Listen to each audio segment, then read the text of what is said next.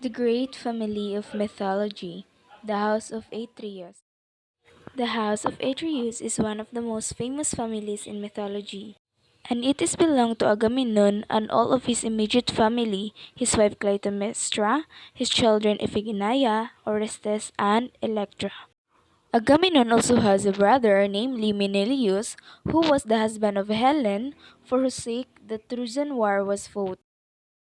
The house of Atreus was an ill-fated house. The cause of all the misfortunes was held to be an ancestor, a king of Lydia named Tantalus, who brought upon himself a most terrible punishment by a most wicked deed. That was not the end of the matter. The evil he started went on after his death. His descendants also did wickedly and were punished. A curse seems to hang over the family, making men sin in spite of themselves and bringing suffering and death down upon the innocent as well as the guilty. Tantalus and Niobe. Tantalus was a mortal son of Zeus who was greatly honored by the gods and often invited to feast with them on Olympus. And then one day, Tantalus inexplicably killed his son Pelops, cooks him and served him to the gods. No one knows why Tantalus hated the gods so much that he wanted to punish them by making them cannibals. Because of his arrogance, Tantalus wanted to show that he could trick the gods. But suddenly, the Olympians immediately recognized the horrible face before them.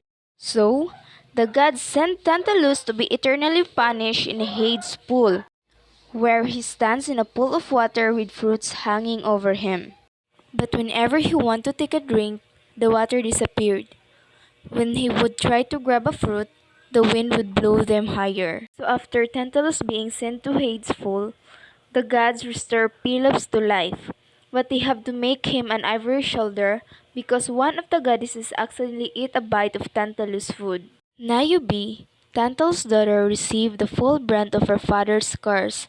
Her life is successful at first as she marries Zeus' son Amphion. They has 7 brave sons and 7 beautiful daughters and lives in the fortified city of Thebes. She thought that she can deceive the god and demands that the people worship her instead of Leto, and she take the goddess temple as her own.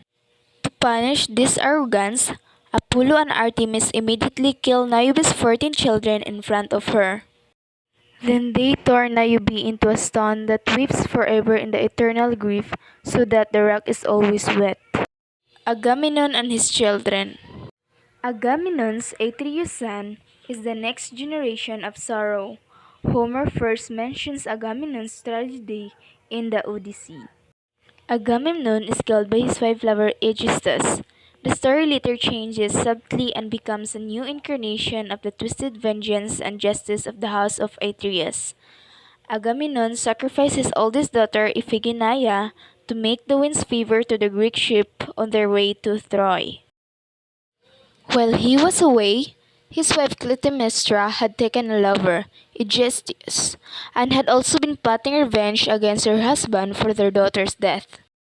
Agamemnon returns victorious, carrying with him Cassandra, the prophetess who is never believed.